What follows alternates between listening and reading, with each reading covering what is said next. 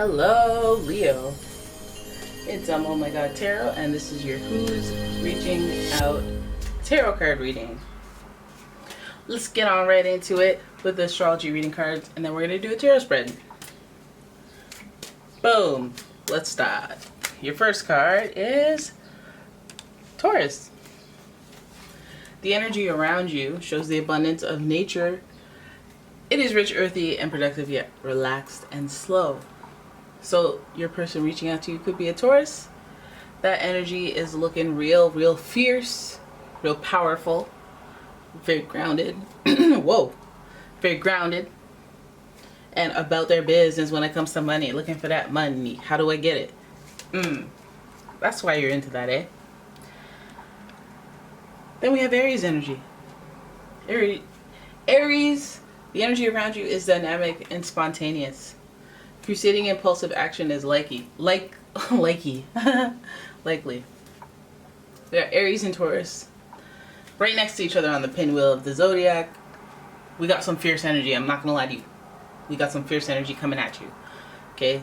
And Aries' planetary ruler is Mars, but Taurus' planetary ruler is Venus. So we got Mars, Venus dynamic. We have balance, but we also have some pizzazzle. Your last card is Pisces. The energy is wistful, endlessly loving, compassionate, and forgiving. It confuses and softens. Resolve. Well, isn't that interesting? First and last card of the zodiac. Pisces, they get along with Taurus energy. Pisces, they don't have a shell. And Taurus is that they're like, I want something to protect, so it just works so perfectly. And then Aries has that little fire, that spark that needs to be between them. So it makes me wonder, this person's reaching out. What are they reaching out about? Let's see. I'm using the regular Rider-Waite tarot deck. Give it a shuffle. Give it a shuffle for your situation, Leo. And we're going to see how this Taurus, Aries, Pisces energy reaches out. Pretty dynamic energy there. So the first card we got is the Knight of Pentacles, followed by the Death card. Followed by the High Priestess in reverse. Three of Pentacles. Don't worry, I'll reframe it. Don't worry, I got you. And finally, the Three of Wands in reverse. What happened? How did we get here? How did we get to a place where the cards are completely off? There we go. There we go. It's all good now. We out the hood now. Alright. Every other card is in reverse. It's a roller coaster with this person. It's really interesting. And so this person, you may have met them at work. I feel like you know this person already. The Knight of Pentacles speaks to that whole Taurus energy. This person may be coming in reluctantly. They're totally facing outside of this reading. And this is like coming in because they have to. Coming in to deliver a message. Coming in, someone's delivering you something that has to do with your money or your health that affects you in that way. So then we have the Death card, and there's that Scorpio energy, but there's that controversial major arcana death energy, meaning that something is at... This is what makes me feel like this Page of Pentacles is reluctant, is because the Death card speaks to them not something being at the end. So it makes me feel like they have already ended it with you, or we're past the end already, and now I'm reaching out. Maybe they're reaching out regarding a death. That could be the case. But this is also Scorpio energy. So we already know that there's like a deep connection there.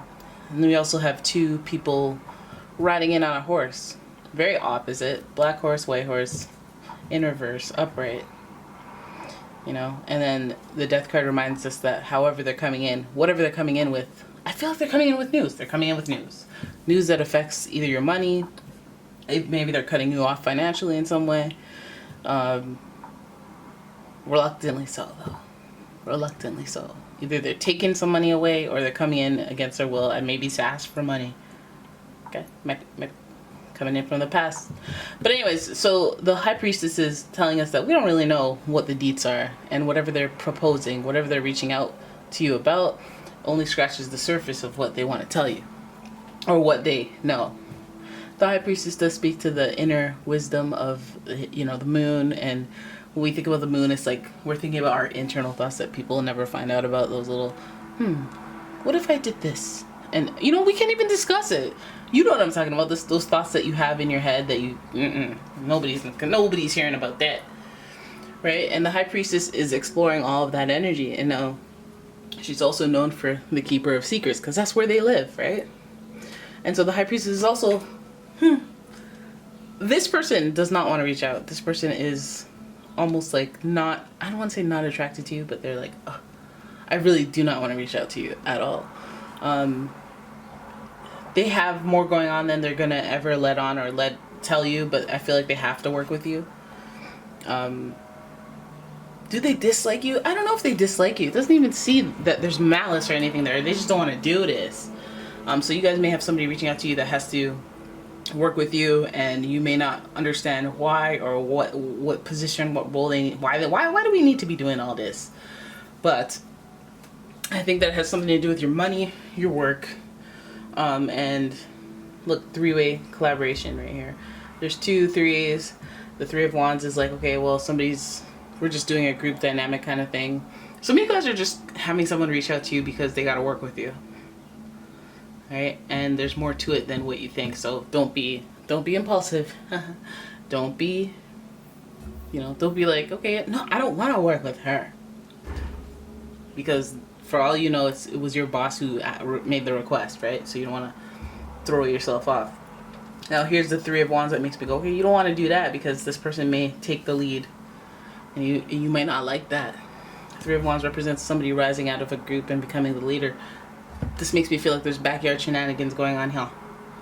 Right? You don't know what's happening. Just go with the flow, okay? Just if somebody reaches out to you and is like, hey, do you want this incredible opportunity that your employer probably asked for, or that you don't even know where it's coming from? Just be like, yeah, okay. Don't be like, no. Explore the opportunity, do the collaboration. Three of Pentacles. I mean, I know that when they show the Knight of Pentacles in reverse and you're like, okay, well, that seems like an opportunity that may not bode well. It may result in something that's like a quick nah. Right? But at the same time, knowledge is power. There's stuff that you don't know. And that's how opportunities usually work. You're in a right place, right time. And so this Three of Pentacles makes you feel like, okay, well, we're talking about this money and this collaboration. Now you're on the up and up, and we go from 2 to 3. So it feels like a good ascension.